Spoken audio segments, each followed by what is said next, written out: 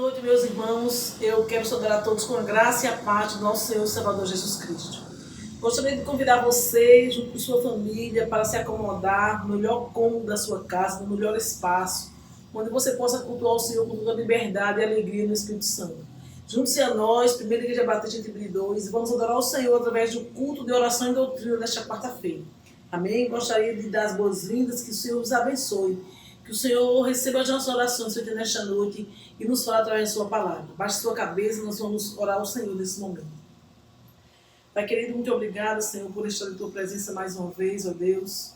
Através deste culto de quarta-feira, Pai, queremos te pedir, Senhor, meu Deus, perdão pelos nossos pecados. Eu quero me colocar diante de ti, Senhor, pedir perdão pelos meus pecados. Que o Senhor olhe para mim, veja se há em algum caminho que não te agrade, Senhor, e me guie pelo caminho da justiça. Pai querido, porque sabemos que o bem que nós queremos fazer, muitas vezes nós não fazemos. Contudo, o mal, Senhor, que nós não queremos, nós fazemos tão rapidamente. Ó Deus, derrama a tua graça e misericórdia sobre a minha vida, sobre a vida do teu povo, Senhor, espalhado pela face da terra. Pai querido, nós queremos te oferecer nesta noite o nosso culto, Senhor, de adoração a ti, as nossas petições, a nossa gratidão do nosso coração.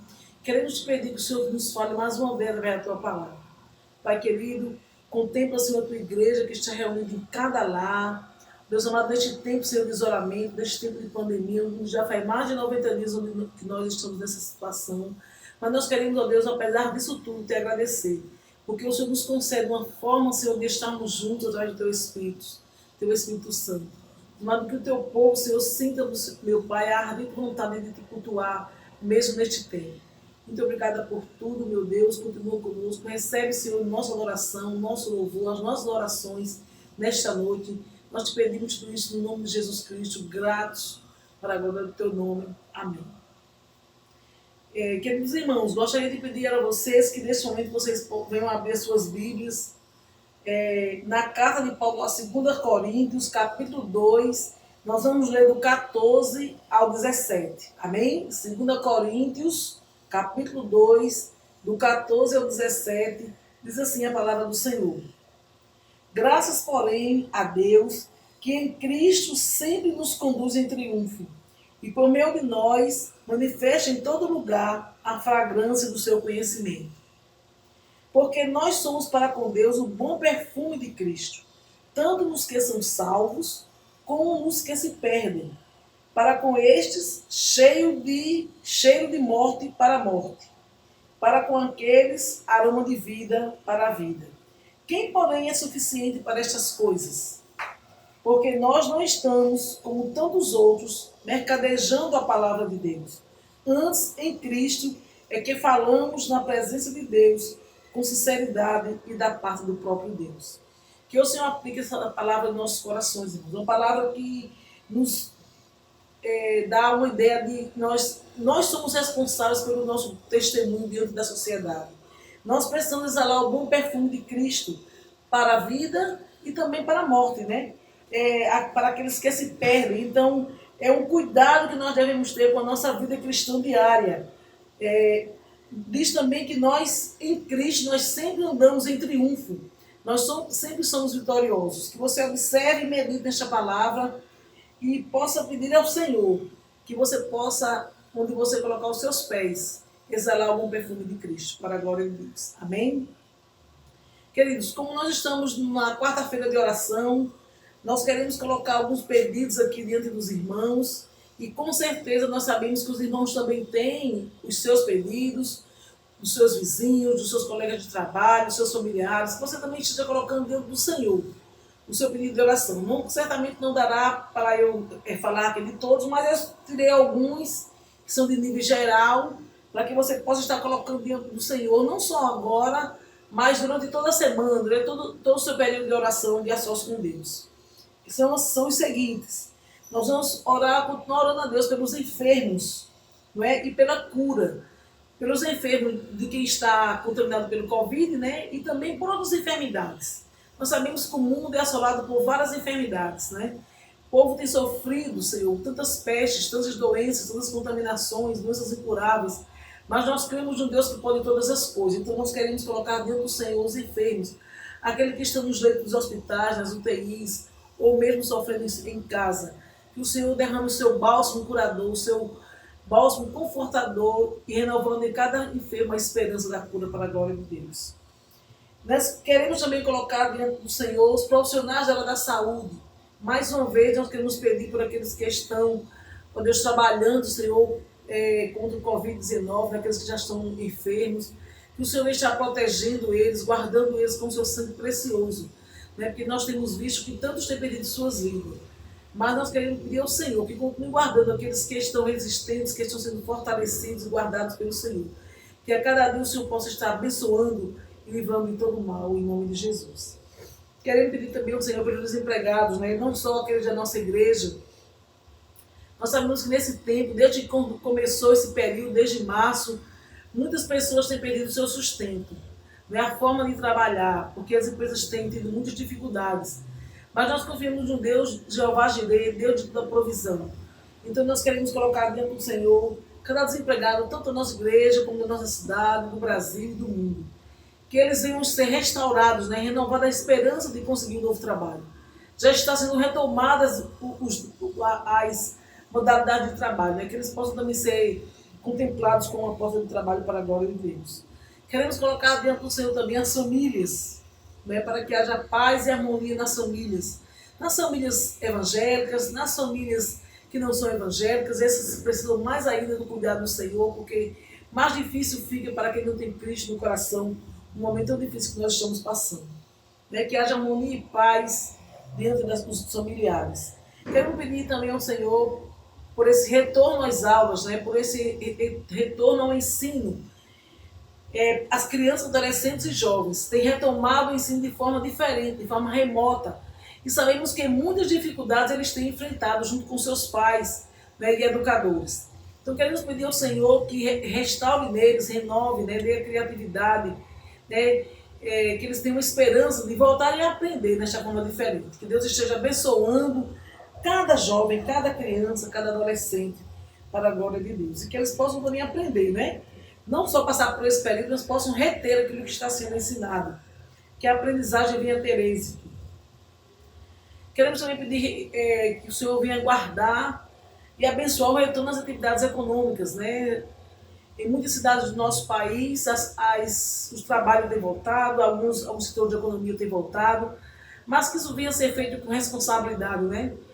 Que tenhamos cuidado para que nós não venhamos a sofrer uma nova onda de contaminação. Nós temos visto que em algumas cidades isso tem acontecido. Então que venhamos até cuidado, a começar em mim, não é? O cuidado para não contaminar o outro, tá certo? Então, em nome de Jesus, vamos pedir ao Senhor por esse retorno da economia, que é necessário, mas precisa ser feito de forma lenta e cuidadosa. Vamos também pedir ao Senhor que Ele nos ajude, né? Como igreja do Senhor, para de uma melhor forma nós estamos nos preparando para o retorno das nossas atividades também eclesiásticas. No tempo do Senhor, no tempo certo, nós possamos estar prontos, a igreja possa estar pronta com todos os cuidados para voltarmos às nossas atividades no tempo de Cristo. Que nós vamos estar orando, que o Senhor esteja também nos confortando, enquanto ainda nós não possamos voltar. Então, que Deus venha estar nos abençoando. E colocar dentro do Senhor também nossa gratidão, porque em meio a tantas notícias tristes, Deus continua a nos guardar nossa saúde, guardar o nosso trabalho, guardar a nossa vida e a vida dos nossos familiares, né? Com proteção, com alegria, né? Com provisão. Deus tem derramado sobre nós as suas ricas bênçãos para a glória de Deus. Gostaria de convidar você a baixar a sua cabeça onde você está. Nós vamos orar ao Senhor. Após a minha oração, o pastor Evanildo terá a oportunidade para ministrar mais uma vez a palavra do Senhor através do estudo da quarta-feira. Que o Senhor venha estar abrindo os nossos ouvidos espirituais para mais uma vez ouvindo o que a palavra do Senhor vai nos ensinar. Amém? Então, onde você estiver, possa baixar sua cabeça e orar junto comigo. Pai querido, Pai santo, Pai de amor, Pai de misericórdia, nós queremos como igreja do Senhor neste momento, ó Deus, pedir perdão, ó Deus, pelos nossos pecados. Eu me coloco diante de Ti, Senhor, querendo pedir perdão a Ti, Senhor, por aquilo que eu tenho feito que não tem Te agradado. Que o Senhor me guarde e me livre de todo mal, derramando sobre mim a Tua graça perdoadora. Pai querido, Senhor, neste momento, Deus, eu quero como o Senhor, como serva tua, colocar todos os pedidos que aqui foram relatados. Deus, pelos enfermos, tanto do Covid-19 como de outras enfermidades, aqueles que estão nos leitos dos hospitais, aqueles que estão em casa, os nossos irmãos que estão sendo contaminados, mas que já foram curados, nós te agradecemos por isso. Ó Pai amado, nós queremos colocar diante de cada enfermo que precisa do teu bálsamo santo, Senhor, da tua mão curadora sobre sua vida. Que o Senhor do céu derrame misericórdia e graça sobre a vida de cada um. Pai querido, nós queremos também, meu Deus, pedir pelos desempregados, ó Pai, não só da nossa igreja, Senhor, mas da nossa cidade, Senhor, do nosso estado, do Brasil, Senhor, do mundo. Que esta economia que está voltando, Senhor, a ser, ó Deus, manifestada, que ela possa, Senhor, de uma forma, Senhor, próspera, Senhor, gerar empregos para aqueles que estão desempregados, para a glória do teu nome. Que possamos ter, ó Deus, uma volta com responsabilidade, meu Deus, com cuidado, mas também com prosperidade, no nome de Jesus. Abençoa, meu Deus, as famílias que estão necessitando do teu cuidado. Muitos, Senhor, neste momento de confinamento, têm passado por um momento difícil, Senhor, quando eles estão, Deus, confinados, pai, mãe, filhos ou outros parentes que vivem juntos. Certamente algum problema tenha acontecido, mas queremos te pedir que a tua mão santa, meu Deus, repouse sobre cada lar, sobre cada casa, meu Deus. Ó Deus, para que as pessoas, Senhor, marido, mulher e filhos, possam buscar de ti a harmonia que eles estão precisando para este momento. Deus, muito obrigado, Deus, porque em meio a tanta dificuldade, o Senhor tem cuidado da tua igreja, Senhor. Tanto aqui na nossa cidade, como no nosso estado, no Brasil e no mundo. Obrigado porque a tua igreja tem se levantado, Deus, em oração, meu Deus, em sustento para aqueles que estão necessitados, em trabalho. Meu Pai querido, a tua igreja não está parada. Ela está fechada as portas, mas ela tem trabalhado para a proclamação do teu evangelho, Senhor. Para que as pessoas que não te conhecem possam te receber em seus corações. Ó Pai querido, que o Senhor nos use mais uma vez como igreja do Senhor. Deus amado, que a tua igreja possa estar preparada para o retorno, Senhor, das atividades presenciais no tempo que o Senhor assim permitir. Muito obrigado, ó Deus, por esta forma remota que nós temos de te adorar nesta noite. Que o Senhor nos abençoe, que o Senhor receba as nossas orações, a oração dos teus servos, Senhor, em seus lares, aquelas orações que estão no coração, aquelas que possam ser faladas. Meu Deus, que o Senhor, com teus ouvidos, Senhor, os teus olhos espirituais possam estar inclinados para o teu povo, Senhor. Ouve-nos, Senhor, e atende-nos conforme a tua vontade, que a tua palavra diz que é sempre boa, perfeita e agradável. Muito obrigada por tudo. Neste momento, ó Deus, onde a tua palavra vai ser ministrada, meu Senhor, que o teu povo possa estar, Deus, recebendo a tua palavra, Senhor, com o coração aberto, ó Deus, com a mente aberta, com os olhos espirituais abertos, para que o teu Espírito Santo, o Espírito Santo do Senhor, possa falar profundamente a cada coração que nós estamos precisando ouvir. Muito obrigada por tudo, fique conosco. Nós te oramos, Pai, graças por tudo, no nome santo de Jesus Cristo. Amém.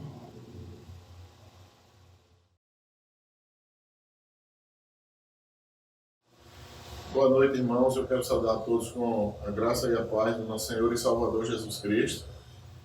Nessa quarta-feira de oração, de estudo da palavra. Nós agradecemos a Deus por tudo isso, né? Porque até aqui o Senhor tem nos ajudado, né? E trazendo aqui a minha gratidão a Deus como pastor pela bênção, né, dos membros e congregados da nossa igreja, por compreenderem, né, toda essa situação que todos nós brasileiros estamos passando nesse momento. E isso é notório a todos, os riscos, os perigos e os cuidados que nós devemos ter com a nossa saúde. É verdade que nós estamos vulneráveis a qualquer tipo de contaminação, sem dúvida, mas vamos orar ao Senhor e pedir a Deus que Ele tenha misericórdia das nossas vidas, né? Para que o Senhor nos cubra, nos proteja e que nenhum mal nos aconteça, né? Mesmo que o Senhor nos livre, mas que Ele venha permitir que algum esteja contaminado com o vírus, não é? Mas que nenhum mal nos aconteça. Tá bom? Então, por isso, nós precisamos pedir a Deus que nos abençoe e ter os devidos cuidados, né, com a nossa saúde. E agradeço também a compreensão de todos os irmãos, não é, que deram feedback no chat, no WhatsApp, tá, com relação às decisões que a igreja ela tem tomado com relação aos cuidados e à segurança com a vida. Tá? Então, que o Senhor nos abençoe, em nome de Jesus Cristo. Quero pedir aos irmãos que continuem orando, né, e intercedendo, pedindo e apresentando todos os quadros das nossas vidas, em particular da nossa igreja, dos irmãos de outras denominações, que nós temos sabido também que estão passando também por algumas dificuldades, tá bom? E as pessoas, nossos familiares, os nossos amigos, nossos vizinhos, não é? Vamos apresentar todos eles ao Senhor para que a gente possa sair ileso, né, de toda essa pandemia que está trazendo um grande prejuízo, não só às vidas, mas também à economia, não é? Às indústrias, às empresas, às fábricas. Muitas pessoas têm perdido seus empregos, outras têm sido abençoadas nesse momento, né? Têm conseguido seus empregos, e isso é muito bom. Nosso Deus é um Deus que nos surpreende. Então, aí toda honra, toda glória e todo louvor. E nessa noite aqui, irmãos, nós vamos agora para o estudo, né, a segunda parte da formação da igreja de Corinto, né? Da cidade de Corinto, ali na Grécia, né, conhecida no mundo antigo como Acaia, tá certo? Que passa a ser uma província do Império Romano, ok? Então, olha como são as coisas, né? E como Deus é o Senhor da história. A Grécia, que tinha sido, não é, o grande império, né? O terceiro maior império da história, e aí a gente vê agora de um império se tornar uma província de outro império, né? Para vocês compreenderem que todo o poder, toda a honra, toda a glória, todo o domínio, né? Todas as coisas acontecem por meio do Senhor, tudo é determinado por Ele, né? Então, a Grécia, que era o apogeu da sua época, na época de Alexandre o Grande, nós percebemos agora que a Grécia não passa de uma província de outro império, do Império Romano, que é o quarto império, né, da história. Então, irmãos, nós vamos dar seguimento a essa segunda parte aqui, para que a gente conclua, né, isso e compreenda a formação da igreja de Corinto. Paulo aqui, ele está na sua segunda viagem missionária, né? Na sua segunda viagem missionária, ele tem aquela discussão toda com Barnabé, por causa de João Marcos, que voltou na sua primeira viagem missionária, e o apóstolo Paulo, junto com Barnabé, eles se discutem porque Barnabé quer levar o seu primo, né, seu familiar, que era João Marcos, e Paulo não aceita aquilo, e eles se dividem para nunca mais se encontrarem. Barnabé vai para a ilha de Chipre, né, segue o curso natural da navegação, e Paulo ele vai por outro setor, a pé, e entra na Ásia, por cima da Turquia, né? E aí, Paulo acaba chegando em Éfeso, e de lá ele tem a visão para passar para o outro lado da Europa, tá certo? Ele tem a visão, ele tinha a intenção de ir para a Gália, mas aí o Espírito de Deus traz uma revelação a Paulo, que ele vê um macedônio, né, um homem macedônio, do outro lado, chamando eles para lá. Então Paulo pega um navio, vai passar Maltrácia, que era uma ilha, numa Egeu, numa Jônica, e aí ele vai em direção à Macedônia, chegando em Filipe, e ali ele ganha a primeira vida para Cristo, que é Lídia, nossa querida irmã Lídia, né? Então, que processo é esse? Paulo, quando chega lá, ele sempre se identificava com uma sinagoga. Ele sempre procurava uma sinagoga para ter como base, né, para ele poder evangelizar, ensinar as escrituras sagradas com propriedade, falando sobre a cruz de Cristo, né? Porque a missão de Paulo, e onde ele chegava, era pregar sobre a cruz de Cristo, tá? Então ele não encontra em Filipos, Paulo não encontra uma sinagoga, ou seja, não existia uma sinagoga em Filipos. Por quê, pastor?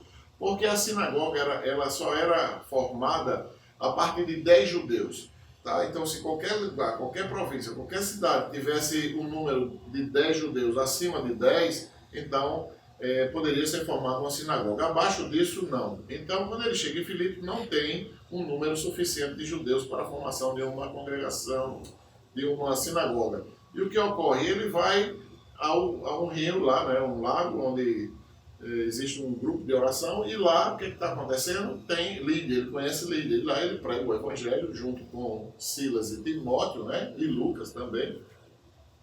E o que acontece ali? Lídia vai se converter, convida eles para para irem à sua casa, para permanecerem lá, e acaba toda a família de Lídia sendo convertida ao nosso Senhor. De lá, Paulo desce de Filipos, né, deixando já uma base, um ponto de pregação, né, pessoas convertidas lá, uma igreja que se torna a igreja de Filipe, que é a primeira igreja da Europa, tá bom? Então, Filipenses é a primeira igreja da Europa. E lá ele desce para Tessalônica, ainda na Macedônia. E lá também ganha muitas pessoas para Cristo, tornando-se ali a igreja de Tessalonicenses. Depois ele desce para Beré, que era outro grupo de pessoas maravilhosas, não é, estudiosas da palavra. Eles observavam, né, aquilo que um pregador, um estudioso da Bíblia, um pastor estava pregando naquela época, um missionário, eles ficavam conferindo se o que ele estava pregando estava de acordo com as escrituras sagradas. E de lá Paulo desce até Atenas, certo? E quando Paulo chega em Atenas, passa um certo tempo lá e não tem muito sucesso assim do ponto de vista de ganhar muitas pessoas para Cristo, né? E aí Paulo desce para Coríntio, né? Então Coríntio é justamente nesse texto aqui, depois de Paulo ter saído de Atenas, né? No capítulo 18 de Atos dos Apóstolos, depois de Paulo ter saído de Atenas, foi para Coríntio, tá? Então, Coríntio tinha cerca de 200 mil pessoas, 200 mil habitantes naquela época, né? O corredor do comércio, certo? Tinha dois grandes portos, né? Navegação, Léquio e o porto de Cesareia, que era mais famoso. E aí, Coríntio, essa grande cidade, essa metrópole de comércio, né? Era uma cidade muito importante para Roma e para o comércio, porque atraía pessoas de todas as partes do mundo ali. Então, de maneira estratégica, o apóstolo Paulo vê isso e permanece ali cerca de 18 meses. Paulo passa naquela cidade, ou seja, 1 ano e meio ele passa ali na cidade de Corinto. Era um grande centro comercial e era importante de maneira estratégica, era uma parada dos viajantes de toda parte do mundo. Então, se essas pessoas aceitassem a Cristo, não é? Consequentemente, eles seriam esses agentes missionários em toda parte do mundo, né? Então, você observa a visão que Deus coloca no apóstolo Paulo, essa visão missionária de enxergar os momentos certos, o local certo, né? E ali, o que acontece? Uma bênção de Deus, né? A igreja de Coríntios é formada e essa igreja será uma bênção, inclusive para os irmãos pobres ali de Jerusalém, que Paulo, na sua terceira viagem, leva essas ofertas desses irmãos ali da Europa, que foram bastante criticados pela igreja de Jerusalém, não é? Pelo quadro moral, pelo quadro espiritual que as cidades da Europa apresentavam. Então, no Oriente, eles tinham essa divergência muito grande e achavam até que eles não eram crentes, né? Inclusive, hoje não é diferente, né? A gente percebe que existem pessoas que acham que só determinada denominação são crentes, né? Os outros não, os outros vão tudo para o inferno, tá? Os outros não são crentes, né? Ou seja, uma meninice, né? É uma meninice muito grande. E às vezes são surpreendidas essas pessoas, como foi a igreja de Jerusalém, se achando que era a única igreja que iria para o céu, né? Que era a igreja mais santa que existia naquela época. São surpreendidos porque eles passam um momento de dificuldade financeira muito grande, né? Alguns com dificuldade até de se alimentar, passam grandes dificuldades literalmente. E quem vai ajudar? Quem vai ajudar é a igreja da Europa, não é? A igreja da Europa, principalmente a igreja de Corinto, que manda ofertas. E o apóstolo Paulo, na sua terceira viagem missionária, quando ele retorna para Cesareia, ele leva a oferta para os cristãos pobres de Jerusalém. Então, isso é um ponto muito importante que a gente deve aprender e levar no nosso coração. Para quê, pastor? Para que nós não nos achemos jamais melhor do que ninguém, né?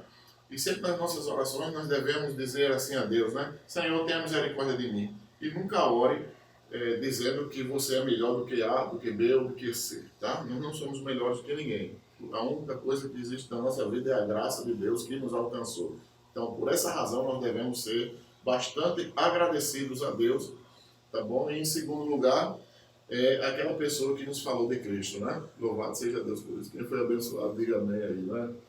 Então, Corinto é essa grande metrópole, né? E ali havia muito dinheiro, mas também havia muita depravação, muitas filosofias novas ali acontecendo, né? Filosofias inclusive estranhas, que eram bastante divulgadas na cidade de Corinto, tá? Entre Corinto e Atenas. Então eles gostavam muito de novas filosofias, novas religiões, novas... Então qualquer novo pensamento era um motivo muito forte para que aquela cultura, né, da Grécia parassem para ouvir coisas novas. Isso é um ponto positivo? É um ponto positivo. É bom a gente estar sempre com o coração aberto para ouvir as coisas, né?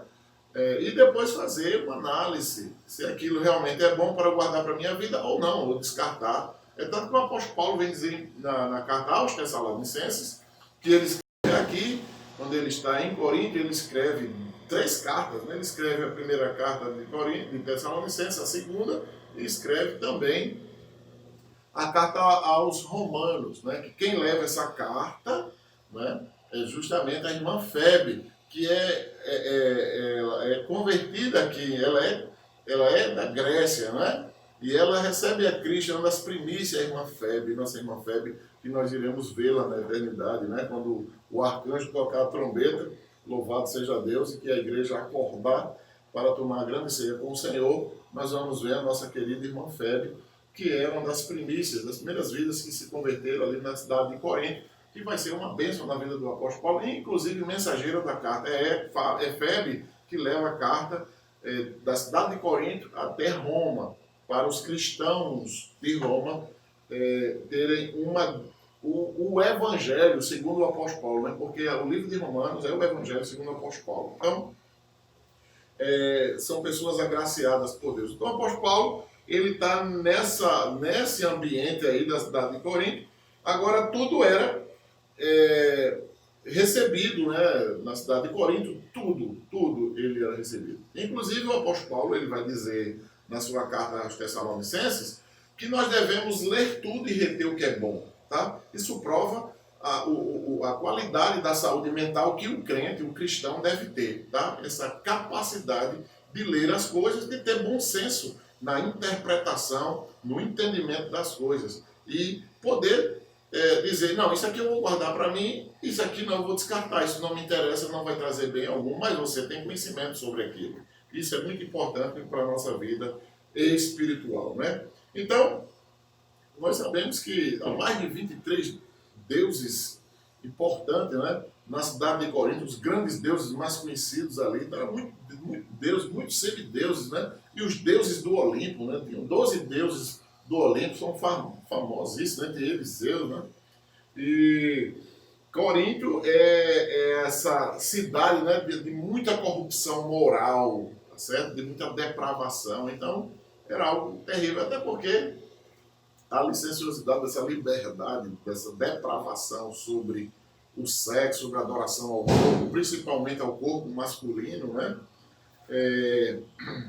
Nós vamos perceber que naquela época isso era muito cultuado naquele momento. Então o que é que se percebe aqui sobre essa cidade, né? Então Paulo vai pregar sobre a cruz de Cristo. É isso que Paulo vai pregar e sobre o poder do Espírito Santo. Para isso, você vai ver na tela agora, não é? E abrir sua Bíblia também em 1 Coríntios, capítulo 2, versículo 4. Então vamos ler a primeira carta aos Coríntios, capítulo 2, o versículo 4, que você vai ver que Paulo vai dizer assim, ó, presta atenção. 1 Coríntios 2, 4, que Paulo ele vai pregar a cruz de Cristo, não só pregar com a sua consciência, não, com aquilo que ele conhece, não. Ele vai pregar sobre o poder do Espírito Santo. E quando ele escreve a carta aos Coríntios, ele faz questão de citar isso para lembrar os coríntios, a igreja de Corinto, o que foi, ou o poder que estava sobre ele. Não é que não foi um poder normal, mas foi o poder sobrenatural do Espírito Santo de Deus. Então ele vai dizer o quê? Minha mensagem, minha pregação não consistiram de palavras persuasivas, não é? De sabedoria, mas consistiram de demonstração do poder do Espírito Santo de Deus. Então, quem que vai reconhecer isso? Aqueles que têm o Espírito Santo.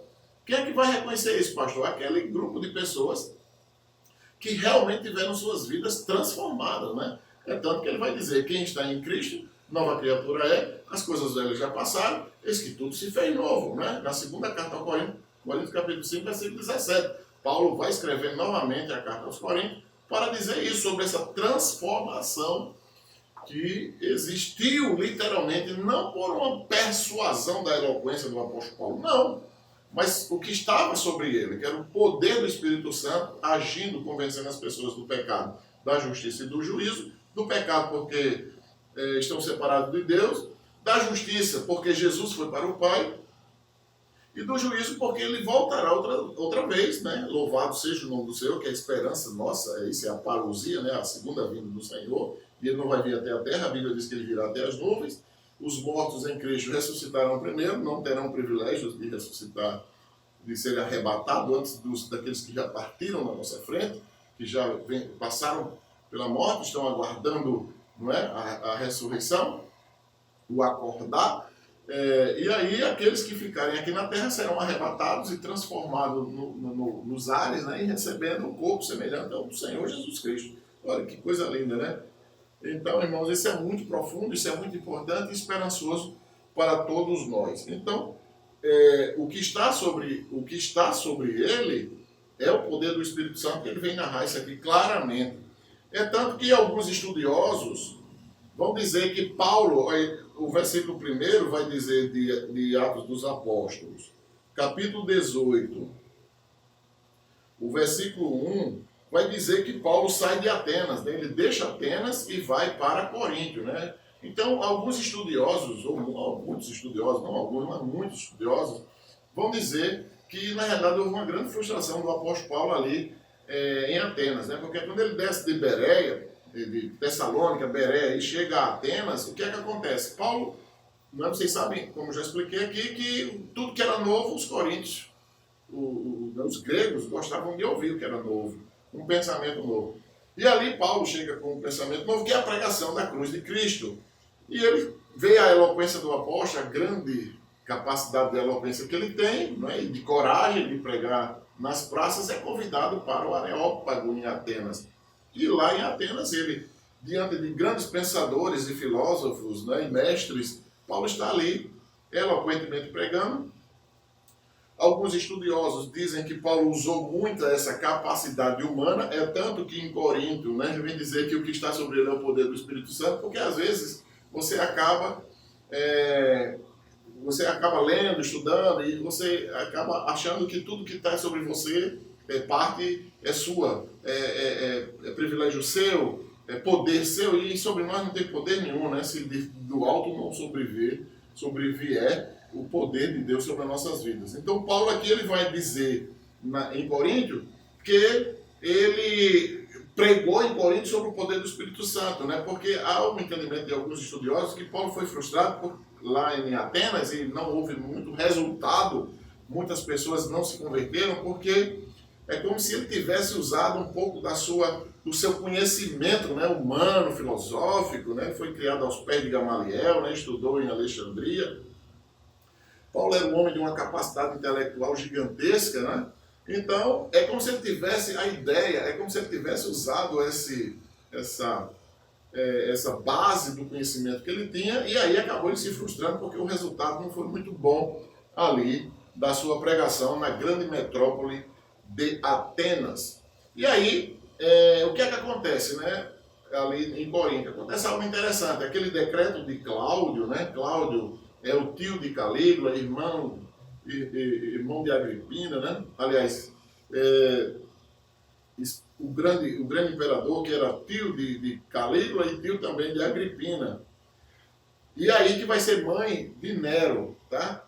Do imperador Nero. Então, Cláudio, quando ele assume o poder no Império Romano, então ele é um cara muito organizado e ele tenta justamente trazer de volta a cultura romana, inclusive os cultos pagãos. E aí os astrólogos e os judeus incomodavam, né?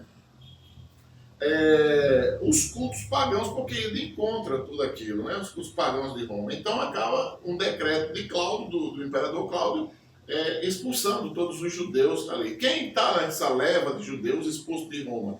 Áquila e Priscila. né? E Áquila, a Bíblia vem dizer, no versículo 2 desse texto, capítulo 18 de Atos dos Apóstolos, que Áquila é um judeu de Ponto, né? Ele é da cidade de Ponto, natural de Ponto, mas é um judeu. Tá? E aqui a sua profissão era fazer tenda. Paulo também era fazer tenda. Por quê? Porque todo judeu ele ensinava os filhos uma profissão, entre elas fazer tendas. Porque tem toda uma história em cima das tendas, dado aquela situação toda de quantos anos os judeus, não é, ficaram ali no deserto. Então eles montavam e desmontavam tendas, né? Principalmente porque isso era mais uma especificidade das mulheres. As mulheres eram muito habilidosas. É tanto que Císara é morto por causa de uma mulher, né, que crava ali uma estaca na mente dele, aqui na fronte dele, né? Então, tudo isso é importante que a gente conheça essa situação da profissão do apóstolo Paulo, compreendendo porque eles se juntam ali. Paulo não recebia dinheiro, não estava chegando as ofertas, né, das igrejas para a manutenção dele em Corinto, e ele tinha que sobreviver daquilo. Áquila e Priscila perderam tudo que tinha lá em Roma, né, e vieram para Corinto, se instalaram em Corinto, tinha que sobreviver. Então, para rachar ali as despesas, eles se juntam, vão viver juntos, né, numa casa, provavelmente alugada, dividir as despesas, e eles trabalhavam em momentos oportunos, fazendo tendas ali na cidade de Corinto para sobreviver. Depois é que chega Silas e Timóteo, tá bom, para estarem com ele, trazendo as ofertas, e aí traz um certo alívio para Paulo, para Priscila, para Áquila, naquela situação financeira, né, que eles estavam passando. Né? Não que tinha um problema financeiro em Corinto, mas dado esse quadro que Paulo não recebia as ofertas que vinham da igreja, e também Priscila, que vinha dessa situação de migração pelo decreto de Cláudio, saindo de Roma para a cidade de Corinto. E aí a gente vai aprender uma coisa importante com o apóstolo Paulo, né? Que Paulo, ele não deixa de pregar o evangelho, ele não deixa de trabalhar para Cristo, ele não deixa de servir o Senhor por causa do impedimento financeiro. Nunca foi, é tanto que ele disse que nunca foi pesado a ninguém. Principalmente aqui em Corinto, ele se refere, claro e exclusivamente a Corinto, que ele se vira ali, né, trabalhando, e não foi de maneira nenhuma ser pesado àqueles novos convertidos da cidade de Corinto, nem tampouco ele nunca foi pesado a ninguém, apesar de ser bíblico, que todo obreiro é digno do seu salário, não é? A igreja deve manter, claro, os seus obreiros ali de maneira justa, né? É certo, né? É correto isso, para a glória do nosso Deus, ok? Então, o que é que nós vamos perceber aqui? Vamos ter esse grande aprendizado aqui, porque existem pessoas, irmãos, que muitas vezes qualquer situação, qualquer episódio na sua vida é motivo para ele descartar os trabalhos, não é, aos quais Deus o chamou para trabalhar no reino de Deus, né? Então muitas pessoas entendem dessa maneira, né? Ou tem um coração resistente, difícil de ser transformado, né? É um terreno um pouco difícil, né? Porque tem pessoas que realmente são literalmente difíceis, né? Da semente germinar com propriedade, com uma dinâmica, né, dessa botânica espiritual. E aí essas pessoas realmente sentem dificuldades com o Senhor. Qualquer motivo é motivo para elas não trabalharem no reino de Deus, tá bom? Então, essa grande lição que o apóstolo Paulo traz aqui para todos nós, né? Então, Paulo ali passa a pregar em Corinto, e ele mostra claramente ali no versículo 5, né, nós vamos entender aqui, que ele diz: depois que Silas e Timóteo chegaram à Macedônia, Paulo se dedicou exclusivamente à pregação, né? Paulo se dedica à pregação, testemunhando aos judeus quem era Jesus, né? Ou seja, ele dizendo para os judeus que aquele Jesus histórico, né, que ele está contando ali agora, o que tinha acontecido com esse Jesus histórico, desde o momento do seu nascimento, né, da sua história em Jerusalém, na Judéia, Cafarnaum, não é, em todas as regiões ali da Judéia onde ele passou, onde ele morou, não é, em Nazaré, tudo, a sua história em Jerusalém, sua morte, sua crucificação. Então, esse Jesus histórico, para aquele primeiro momento, é o Messias prometido no Antigo Testamento, tá bom? Que isso vai gerar grandes problemas, inclusive de perseguição, vai ser um motivo de perseguição para os judeus aqui. Então, Nós vamos ler em 1 Coríntios, capítulo 1 Coríntios, abra sua Bíblia e você vai ver também na tela aí, 1 Coríntios capítulo 1, versículo 23 até o 25, ele vai dizer: nós, porém, pregamos a Cristo crucificado, o qual, de fato, é escândalo para os judeus e loucura para os gentios. Mas, para os que foram chamados, né, tanto judeus como gregos, Cristo é o poder de Deus e a sabedoria de todos. Por quê? Porque a loucura de Deus é mais sábia do que a sabedoria humana. E a fraqueza de Deus é mais forte do que a força humana. É justamente aquilo, né? Que aquele Messias prometido, né? O filho de Davi, o grande guerreiro, que vai pôr em liberdade, não é? Jerusalém, vai tirar do poder de Roma, vai ficar sobre Roma, todos os poderes da terra. Israel vai ser a supremacia, né, da sua glória. E de repente Jesus é aquele que nasceu na manjedoura, nem lugar tinha para dormir, filho de José e Maria, que era um trabalhador simples, né? Normal como todos os outros, né? E aí acaba sendo crucificado, foi motivo para Judas se enforcar, né? Das suas lutas com ele mesmo, né? Da sua falta de compreensão consigo mesmo, do seu remorso e tantas coisas mais aconteceram com Judas, e que não era diferente também dos judeus, do ponto de vista da resistência, de compreender que aquele Cristo era o grande Messias, o grande filho de Davi, né? Então, essa oposição que os judeus vão ter contra a pregação do Cristo crucificado e da sua ressurreição, que vai ser justamente loucura, né? Loucura, como o apóstolo diz aqui em 1 Coríntios 1, 25, porque a loucura de Deus é mais sábia que a sabedoria humana, e a fraqueza de Deus é mais forte do que a força do homem, né? Glória a Deus por isso. Então, Paulo enfrenta essa oposição. No versículo 6 do capítulo 18 de Atos dos Apóstolos, nós vamos perceber que Paulo, versículo 6, diz aqui, opondo-se-lhe eles e lançando maldições, Paulo sacudiu a roupa e lhe disse: caia sobre a cabeça de vocês o meu próprio sangue.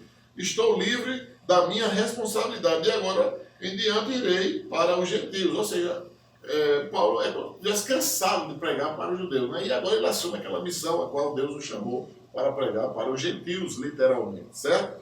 Claro que ele usava os judeus como base para ele poder disseminar toda a pregação do Evangelho de Jesus Cristo de Nazaré. Então essa é a grande beleza, não é? Que a gente vai perceber aqui, que é a pregação da cruz do Senhor, né? Tornou-se escândalo para os judeus e loucura para os gregos, né? Porque os gregos não conseguiam compreender, não é? A ação divina não vai compreender, porque o homem sem o Espírito de Deus, não é? Ele não consegue entender as ações divinas, né? Ele só vai compreender se ele tiver o Espírito de Deus presente na sua vida. E para que isso aconteça é necessário que o homem se arrependa dos seus pecados, que vai ser o primeiro passo para o seu crescimento espiritual. Ok? Depois receber Jesus Cristo em seu coração. E aí Paulo vai testemunhar das vidas salvas, né? O versículo 7 e 8, né? Então Paulo saiu da sinagoga, versículo 7, e foi para a casa de Tício, justo, que era temente a Deus e que morava ao lado da sinagoga. Está vendo que Paulo sempre usava de estratégia a sinagoga para poder pregar o evangelho. Versículo 8, Crispo, chefe da sinagoga, ele creu no Senhor. Então esse pessoal aqui, não só Crispo creu, mas também a sua casa também creu, né? E dos coríntios que ouviam, muitos criam e eram batizados. Então muitos, o sucesso, né, o resultado foi excelente em Coríntios, né? Porque Paulo dependeu exclusivamente do poder do Espírito Santo sobre sua vida, tá bom? Que isso aqui vai ser também motivo para o voto de Nazireu, que Paulo vai dar em seguida, e quando ele chega no porto de Cencreia com Priscila, com Áquila, com Silas e com Timóteo, voltando para a igreja de Éfeso, né, que tinha um porto do outro lado da Ásia, porto famoso da cidade de Éfeso, né? Ali vai ficar Priscila e Áquila, e ele vai descer revendo tudo aquilo. Então, no porto de Cencreia, ele corta o seu cabelo, porque o voto do Nazireu era isso. Quando ele fazia um voto a Deus, ele deixava o seu cabelo crescer.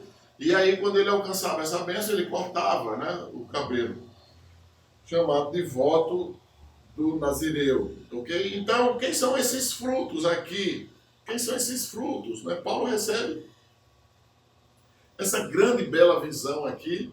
E quem são esses frutos? Paulo vai relatar esses frutos como compensação, né? Como conforto, como consolo do seu trabalho. Por quê? Porque Paulo vai se sentir sozinho, né? Isolado. Não é fácil, gente, não é fácil. A vida de um missionário, a vida de um pastor não é fácil, né? Às vezes nem a própria esposa, nem os filhos, a família do pastor conhece o que ele passa, porque são coisas tão grandes que ele escuta, que ele ouve, e são tantas situações, não é, as mais complexas possíveis, não é, dado esse limite que o ser humano ele chega. Então o que vai acontecer? Se o pastor passar todas as coisas para a vida, que ele não deve passar, né? Não deve passar, eu não aconselho nenhum pastor estar passando os problemas que ele enfrenta, que ele escuta, que ele aconselha, que ele ouve, que ele ajuda, que ele de alguma maneira ora e pede a Deus a direção e instrui na palavra de Deus para que o cristão, o crente saia das suas crises experienciais da vida espiritual e também natural. Ele não pode estar passando isso para a esposa, né? Eu não aconselho, tá? Por quê? Porque ele pode trazer uma grande disfuncionalidade emocional na sua esposa e também uma grande crise relacional com relação à sua família, aos seus filhos, né? Então, Jeremias 3,15, o próprio Deus usando Jeremias, ele dá-vos pastores segundo o meu coração, que apacenta as minhas ovelhas com sabedoria e inteligência. Bom, então, dá-vos pastor. Então, é Deus que dá os pastores. Então, nós temos que buscar de Deus a iluminação, tá bom? Para que a gente possa conduzir o rebanho do Senhor com segurança. Louvado seja o nome do Senhor por isso. Então, quando Paulo se sente sozinho, isolado, principalmente quando a gente percebe, né, a maldição no mundo crescendo a cada dia, a maldição se elevando a cada dia, isso trazia ao apóstolo Paulo esse sofrimento, esse sentimento de estar sozinho, de estar isolado. Mas ele traz aquilo, ele vai perceber os frutos. Quem são esses frutos? É justamente Febe, Técio, não é? Técio é quem escreve a carta para o apóstolo Paulo, a carta aos Romanos, é Técio, não é? Erasto, Gaio, Cloé, Crispo, tudo são frutos da igreja de Coríntio, né? Estéfana, sua família, Acaico, sua família, não é? Fortunato, sua família. Então, são as primícias daquela, e que vão se tornar essas pessoas, esses crentes aqui, vão se tornar os grandes cooperadores na Europa, na igreja de Coríntios ali. Então, Paulo, o Espírito de Deus conforta e consola ele nesse momento. Louvado seja Deus por isso. Então, irmãos, é lá que Paulo passa 18 meses ali discipulando aquela cidade, justamente pela crise, né? O poder financeiro, a crise moral, a depravação, não é? Com relação à sexualidade, não é? do homem, e a homossexualidade, que era algo muito evidenciado naquele mundo antigo ali na Grécia. Então, Paulo passa 18 meses discipulando aquele povo ali, e graças a Deus se tornou uma grande igreja. Então, Paulo vai enfrentar de 12 a 17 essas oposições ali em Coríntio, né? Que oposição? Mais uma vez, o judeu chega para o procônsul daquela cidade, chamado Gálio, não é? E vai criar uma situação de traição. Eles vão dizer para Gálio, o procônsul, que Paulo, junto com Silas, Timóteo, Áquila, Priscila e Apolo, que chega depois, não é? Os judeus vão dizer que Paulo instituiu uma lei que não foi aprovada por Roma. Então, essa é traição. Então, o que é que Gálio vai dizer? Gálio vai dizer justamente isso. Olha, eu não entendo toda essa terminologia sutis, dessa teologia de vocês, né? Tá bom? Então, vocês decidam entre vocês os problemas de vocês. Por quê? Porque havia muita semelhança do judaísmo com o cristianismo ali em parte, né? Porque o Cristo, o Messias, era judeu e veio e criou a sua igreja. E os judeus também, não é? Estavam envolvidos. Então, ele como procônsul disse, não, se esse problema que vocês trouxeram para mim fosse relacionado a alguma queixa de crime, de algo muito grave, certamente nós iríamos trabalhar isso aqui, eu ia ouvir vocês, mas com relação à religião de vocês, decidam entre vocês, eu não vejo nenhuma causa para ser trazido para Roma, né?